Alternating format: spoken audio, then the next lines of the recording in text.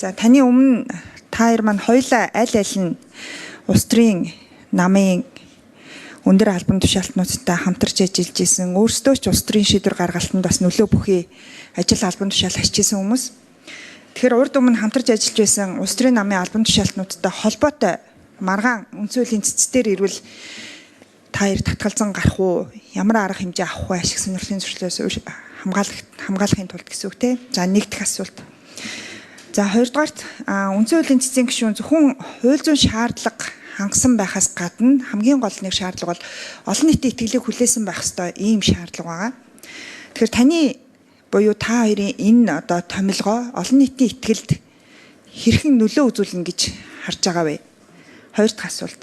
За гурав дахь нь саяхан аль нь хэлж гин томилгооны процесс юмаа гэд энэ нэр дэвшүүлж байгаа процесс, энэ томилгооны процесс өнөөдрийг энэ хууль зүйн байнгын хороонд орж ирэх хүртэлх процесс хэр шударга байна гэж бодож байна вэ та хоёр? Энэ процессыг сайжруулах ёстой гэж үзэж байгаа юу гэсэн ийм гурван асуулт хэлээд. За ашиг сонирхлын асуудлыг та өндж чинь энэ одоо сууж байгаа Тэмүүжин гишүүн битээр Монголд энэ хамгийн анх нийтийн албанд нийтийн болон хувийн ашиг сонирхлыг үрдсэн сэргийлэх зохицуулах тухай хуулийн төслийг хоёулаа санаачилж тэр үед амаргүй үед анх одоо батлуулж исэн хоёроо. За энэ дээр Тэмүүжин маань ч гэсэн нийтийн ашиг сонирхлыг олон нийтийн итгэлийг гэж хэлнэ гэж ингэж томьёолсон байдаг. Би бол ашиг сонирхлын зөрчлийн асуудлаар хуулийн нийжсэн учраас энийгээ бол маш сайн хувийн амьдралдаач барьдаг байсан. Та одоо яг энэ хэр шударга вэ, олон нийтийн итгэл хүлээсэн гэдэг би танаас бас эргүүлж бас бодоосоо гэж.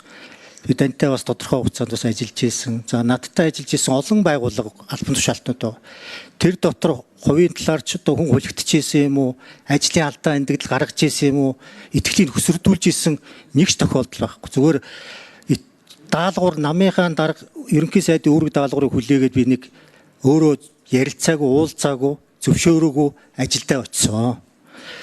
Тэгээ тэр асуудалтай холбоотойгоор асуудлууд гарсан цаашаа үргэлжлүүлээд. Тэгэхээр энэ дээр сэвдсэн юм дээр би зүгээр хэлэх юм нь бол мэдээж та хэр шударгууг философи асуулт маягийн юм асуусан учраас энэ дээр хүн хэлэхэд хэцүү. Гэхдээ хүнийг амьдралынх нь нэг бүлгээр нь үнэлж болохгүй гэж одоо хэлдэг шиг. Одоо хувин болгон миний одоо сүүлд сайд байх үеийн насан турш одоо би ямар хүн бэ гэдгийг тодорхойлуулна гэж үзэж байгаа бол тэр хүмүүсийн асуудал байхаа. Би хамтран ажиллаж байсан олон газар байгууллага, олон хүний дунд бол ажиллаж исэн учраас тэр хэд маань юун төрөө надад итгэдэггүй гэдэг л миний хувьд бол илүү одоо чухал асуудал. Тэгээд цаашдаа бол гол асуудал нь бол цэцэд очиод Сүхбаатар Эрдэнэбат гэдэг нэр дэвшигчнэр очиод тодорхой хэмжээнд өөрчлөлт гарах уугүй юу? Гарч байгаа бол би зөв байсан гэдгээ батлана. Гарахгүй байгаа бол тэр нь бас таны одоо болон бусад хүмүүст бол харагдах байхаа. Тэгээд ч олон түмний итгэл бол хөсөрдүүлж болохгүй би сонгогчдын мандатыг удаадраа авч ирсэн. Тийм болохоор таны энэ асуултыг одоо бас тавьж байгаа асуултан дээр мэдээж бид итгэлийг зүтгэлээр л хариулна гэдэг шүү дээ. Тэгэхээр итгэлийг зүтгэлээр хариулахыг л хичээнэ.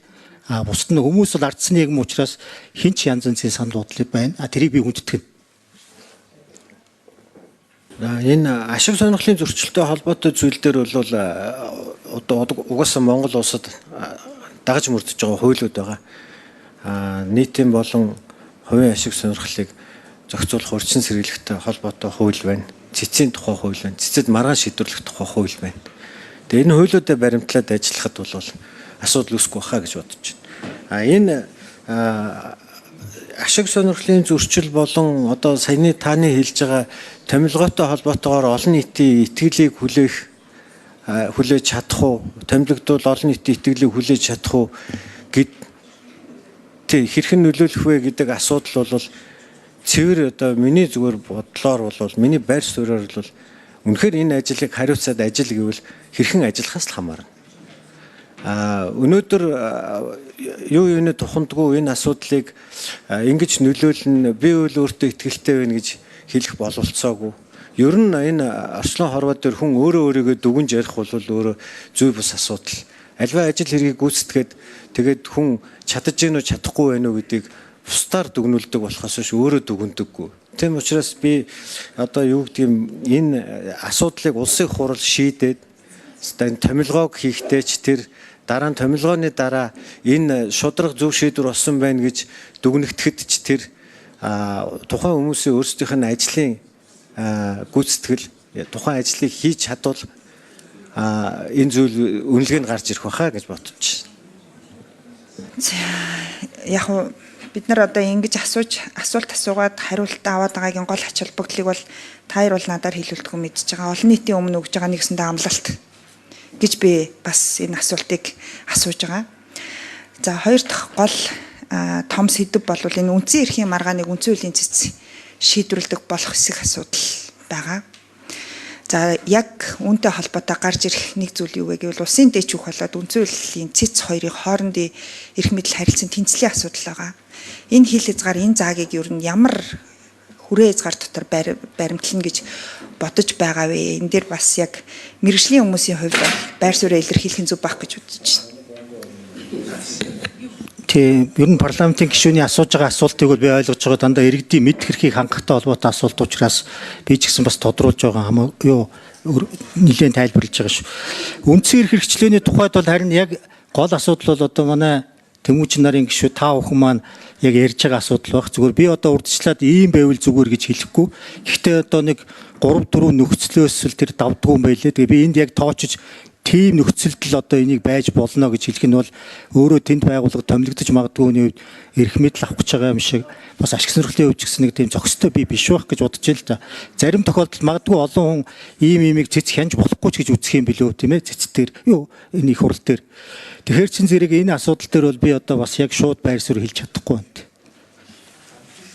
Түрүүн яг байр суурь хэлсэнтэйгээ адилаар би дэлгэрүүлээд сайхан боломж гарлаа. Тэгэхээр сайн зориг гишүүний асуултанд хариулсантэйгээ адилханаар ер нь бол Монгол улсын үндсэн хууль үндсэн эрхийн маргааныг хянаж хилцдэг. Энэ шатанда, дэвшлийн шатанда орох ёстой.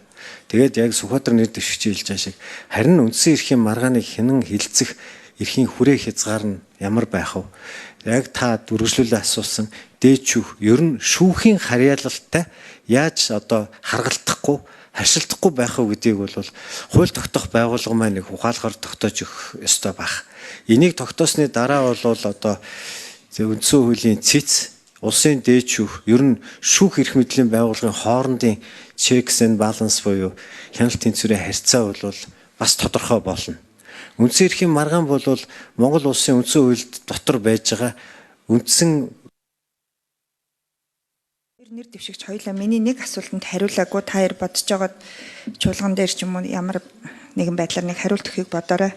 Өнөөдрийн хууль зүйн байнгын хорон дээр эрх хүртэлх процесс хэр шудраг байсан бэ гэдэг дээр хэн аль нь хариулаагүй байгаа.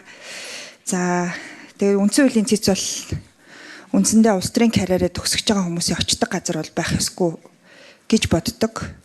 Нэгэн цагт бас хоёр нэр дэвшигч чи нэг нь улс төрийн өндөр мэргэжилтэй хүн байх гэдэг энэ шаардлагыг авч явах ёстой ч гэдэг байр суурь илэрхийлж исэн. Бас тэрэндээ хэврээ байгаа болов уу гэж найдаж байна.